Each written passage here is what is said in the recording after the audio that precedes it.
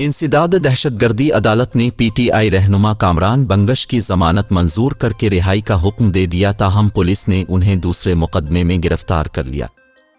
پشاور کی انسداد دہشت گردی عدالت نے پی ٹی آئی رہنما اور سابق وزیر کامران بنگش کے خلاف پولیس پر فائرنگ اور مرادسید کو پناہ دینے کے کیس میں درخواست ضمانت پر سماعت کی، جس دوران عدالت نے کامران بنگش کی ضمانت منظور کر لی۔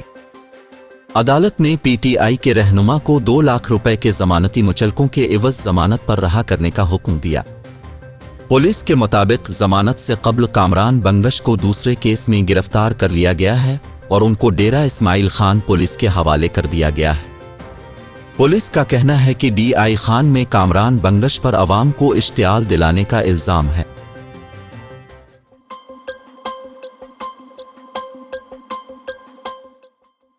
اسرائیل نے ٹینکوں کے ذریعے غزہ میں زمینی کارروائی میں پیش رفت کا، مگر حماس کا کہنا ہے کہ غاصب فوج کو پسپا کر دیا گیا ہے۔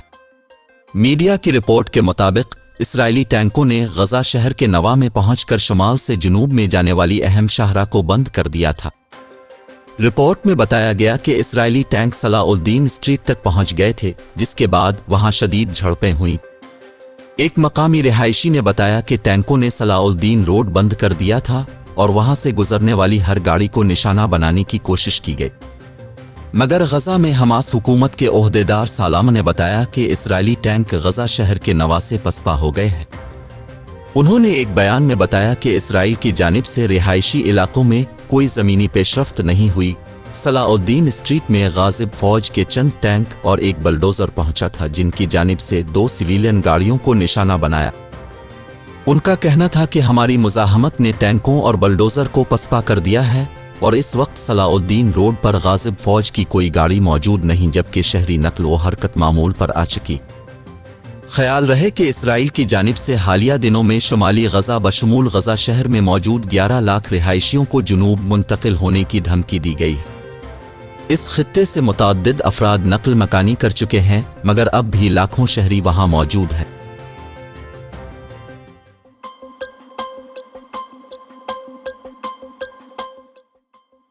اسٹیٹ بینک آف پاکستان نے آئندہ 2 ماہ کے لیے مانیٹری پالیسی کا اعلان کر دیا ہے۔ اسٹیٹ بینک کی جانب سے جاری اعلامیے کے مطابق شرح سود 22% پر برقرار رکھنے کا فیصلہ کیا گیا ہے۔ اسٹیٹ بینک کے مطابق دوسری ششماہی میں مہنگائی میں کمی کا سلسلہ جاری رہے گا۔ اسٹیٹ بینک کا کہنا ہے کہ خریف کی فصل کے ابتدائی تخمین حوصلہ افزا ہے۔ اسٹیٹ بینک کے مطابق تیل کی قیمتوں میں اتار چڑھاؤ اور گیس کے نرخوں کے باعث کرنٹ اکاؤنٹ خسارے کو خطرات رہیں گے۔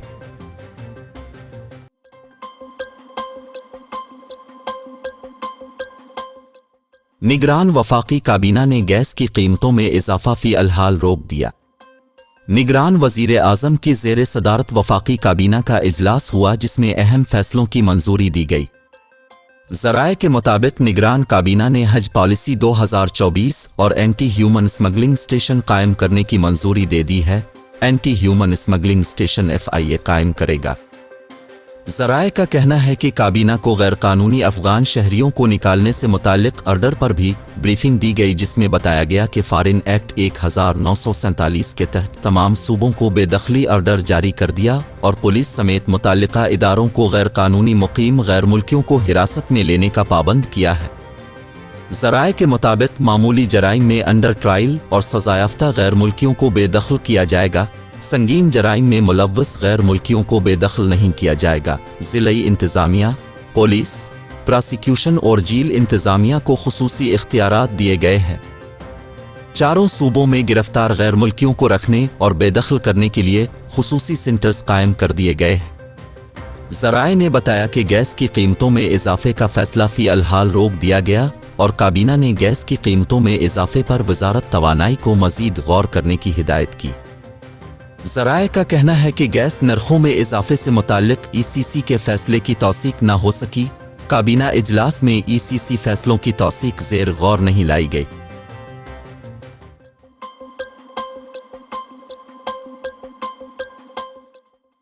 پاکستان کرکٹ ٹیم کے چیف سلیکٹر انضمام الحق نے اپنے عہدے سے استعفیٰ دے دیا۔ ذرائع کے مطابق انضمام الحق نے اپنا استعفیٰ chairman PCB management committee Zaka Ashraf کو بھجوا دیا۔ ذرائع کا کہنا ہے کہ انضمام الحق نے دل براشتہ ہو کر اپنا استعفیٰ بھجوایا۔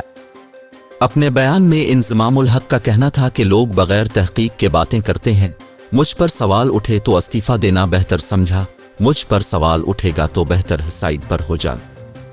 انہوں نے کہا کہ پاکستان کرکٹ بورڈ انکوائری کرے میں دستیاب ہوں، بغیر تحقیق کے باتیں کر رہے ہیں، جس نے بھی کہا ثبوت دے۔ سابق چیف سلیکٹر کا کہنا تھا کہ پی سی بی سے بھی میں نے کہا تحقیق کریں، جو بھی مجھ پر الزام لگے ثبوت بھی دینا چاہیے۔ انضمام الحق کا مزید کہنا تھا کہ میرا پلیئرز ایجنٹ کمپنی سے کسی قسم کا تعلق نہیں، اس طرح کے الزامات سے دکھ ہوتا ہے۔ انہوں نے کہا کہ مجھ پر الزامات لگنے پر میں نے بورڈ سے بات کی تھی، بورڈ کو کہا کہ آپ کو کوئی شک ہے تو انکوائری کر لیں۔ مجھے فون آیا اور بتایا گیا کہ 5 لوگوں کی کمیٹی بنائی گئی ہے۔ اس پر بورڈ کو کہا جب تک کمیٹی تحقیقات کر لے عہدہ چھوڑ دیتا ہوں۔ انضمام الحق کا مزید کہنا تھا کہ تمام چیزیں کلیئر ہونے کے بعد پی سی بی کے ساتھ بیٹھ جاؤں گا۔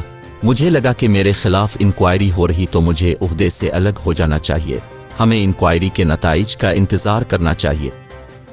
قومی کرکٹ ٹیم کی ناقص کارکردگی پر پاکستان کرکٹ بورڈ کی مینجمنٹ کمیٹی کے سربراہ ذکا اشرف نے انضمام الحق کو طلب کیا تھا۔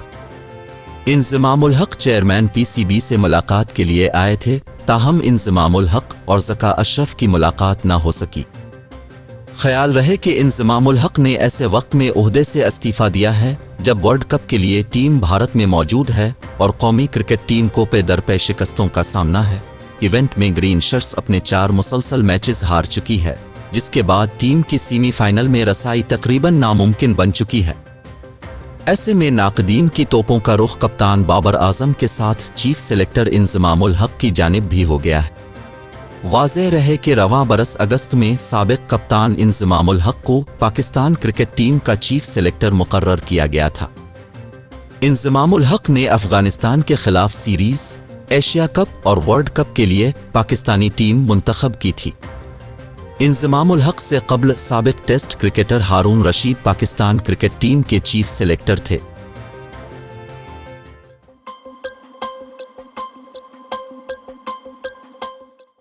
بھارتی وزیر خارجہ نے کہا ہے کہ قطر کی عدالت کی طرف سے اسرائیل کے لیے جاسوسی کرنے کے الزام میں سزائے موت پانے والے 8 سابق بحریہ اہلکاروں کی رہائی کے لیے ہر ممکن کوشش کی جائے گی۔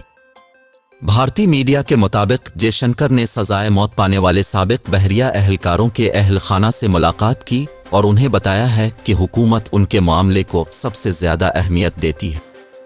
بھارتی میڈیا کے مطابق اگست 2022 میں دوحہ میں ان 8 افسران کو گرفتار کیا گیا تھا جن میں وہ کپتان بھی شامل تھے جو کبھی جنگی جہازوں کی کمان کرتے تھے۔ وزیر خارجہ جے شنکر نے سوشل میڈیا پر لکھا کہ وہ ان بھارتیوں کے خاندانوں کے تحفظ اور تکلیف سے مکمل طور پر آگاہ ہیں اور حکومت ان کی رہائی کے لیے تمام کوششیں جاری رکھے گی۔ واضح رہے کہ قطر نے اس معاملے پر کوئی تبصرہ نہیں کیا ہے اور نہ ہی الزامات کو عام کیا گیا ہے۔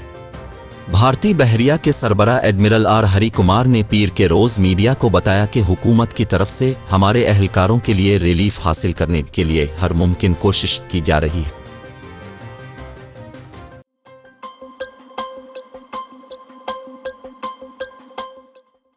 الیکشن کمیشن آف پاکستان ای سی پی نے قومی اسمبلی سیکریٹریٹ کو بھرتیوں سے روکتے ہوئے سیکریٹری قومی اسمبلی کو مراسلہ جاری کر دیا۔ الیکشن کمیشن نے قومی اسمبلی سیکریٹریٹ کو بھرتیوں سے روک دیا اور اس حوالے سے الیکشن کمیشن کی جانب سے باضابطہ سیکریٹری قومی اسمبلی کو مراسلہ بھی بھیجا گیا ہے۔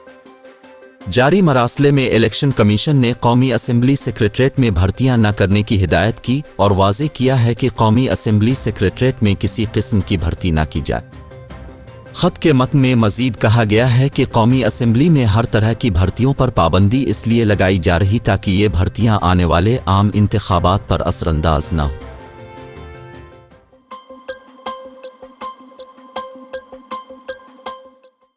مسلم لیگ نون کے قائد نواز شریف مری میں ایک ہفتہ قیام کے بعد لاہور واپس پہنچ گئے۔ مری میں اپنے قیام کے دوران نواز شریف مختلف کیسز میں اسلام آباد کی عدالتوں میں پیش ہوئے، جبکہ وہ کل سے لاہور میں اپنی سیاسی سرگرمیوں کا آغاز کریں گے۔ سابق وزیر اعظم نواز شریف کو سخت سیکیورٹی میں جاتی امرا رائے ون پہنچایا گیا۔ نواز شریف سحر 4 بجے کے قریب اسلام آباد سے لاہور کے لیے روانہ ہوئے تھے اور اسلام آباد سے براستہ موٹر وے لاہور پہنچے ہیں۔ ذرائع کے مطابق مریم نواز، جنید صفدر اور دیگر اہل خانہ بھی نواز شریف کے ہمراہ لاہور پہنچے ہیں۔ مری میں نواز شریف نے ایک ہفتہ قیام کیا۔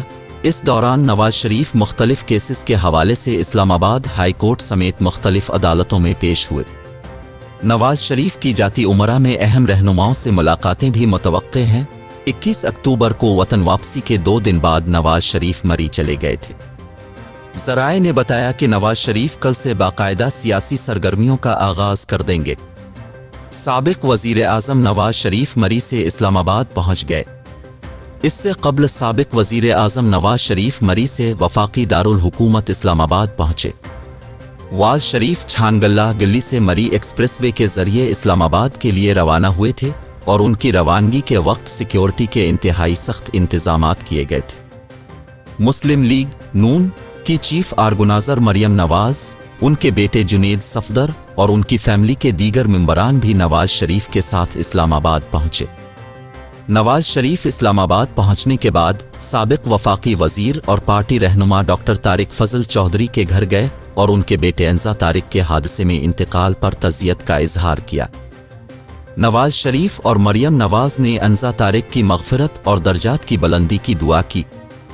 قائد مسلم لیگ نون نواز شریف اور مریم نواز نے ڈاکٹر طارق فضل چودھری اور اہل خانہ سے اظہار تعزیت کیا۔ واضح رہے کہ نواز شریف 21 اکتوبر کو پاکستان واپس پہنچے تھے اور وطن واپسی کے 2 روز بعد ہی مری چلے گئے تھے۔ نواز شریف نے مشاورتی ٹیم کو جاتی عمرہ طلب کر لیا۔ دوسری جانب مسلم لیگ نون کے قائد نواز شریف نے آج شام لاہور میں غیر رسمی اجلاس کے لیے مشاورتی ٹیم کو جاتی عمرہ طلب کر لیا۔ نواز شریف نے پارٹی کے 4 صوبائی صدور سمیت اہم سینئر رہنماؤں کا اجلاس کل صبح طلب کر لیا۔ آج رات ہونے والے غیر رسمی اجلاس میں 29 اکتوبر کی اہم ملاقات کا ایجنڈا طے کیا جائے گا۔ نواز شریف کل سینئر رہنماؤں کو ظہرانہ بھی دیں گے۔ نواز شریف تقریباً 5.5 سال بعد جاتی عمرہ میں سیاسی ملاقاتوں کا آغاز کریں گے۔ سابق وزیر اعظم کا الیکشن مہم کے حوالے سے اہم مشاورتی اجلاس بھی کل ہوگا۔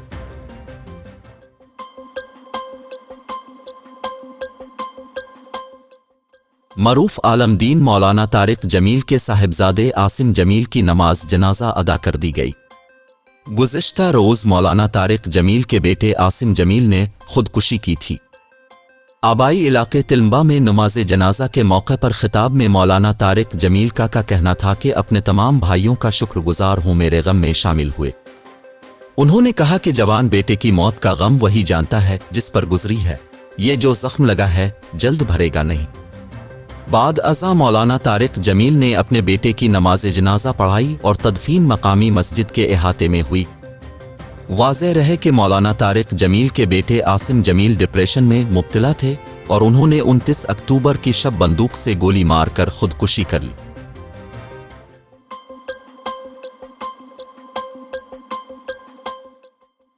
ورلڈ بینک نے خبردار کیا ہے کہ غزہ میں اسرائیلی حملوں سے عالمی منڈی میں خام تیل کی قیمت میں دگنا اضافہ ہو سکتا ہے۔ ورلڈ بینک نے انتباہ کیا ہے کہ خام تیل کی قیمت $150 فی بیرل سے تجاوز کر سکتی ہے۔ خیال رہے کہ اس وقت عالمی منڈی میں برطانوی خام تیل برنٹ کروڈ آئل کی قیمت $87.84 فی بیرل ہے، جبکہ امریکی خام تیل ویسٹ ٹیکساس انٹرمیڈیٹ کی فی بیرل قیمت $82.69 فی بیرل ہے۔ ورلڈ بینک کے مطابق تنازع میں شدت آئی تو عالمی سطح پر اجناس اور تیل کی قیمتوں میں یکدم اضافہ ہو سکتا ہے۔ ورلڈ بینک کا کہنا ہے کہ کم اور درمیانی شدت کے علاقائی خلل کی صورت میں بھی تیل کی عالمی قیمت $102 سے $121 فی بیرل تک جا سکتی ہے۔ تیل پیدا کرنے والے مرکزی ممالک نے سپلائی کم کر دی تو 1970 کی دہائی والی صورتحال پیدا ہو سکتی ہے۔ ورلڈ بینک کا کہنا ہے کہ یوکرین جنگ اور اب غزہ جنگ سے اجناس کی مارکیٹ کے لیے دوہرا جھٹکا ہوگا۔ خیال رہے کہ اسرائیل کی جانب سے غزہ میں حملے جاری ہیں اور اب زمینی آپریشن بھی شروع کر دیا گیا ہے۔ غزہ کے شہداء کی تعداد 8,300 سے بڑھ گئی ہے، جن میں 3,500 بچے شامل ہیں۔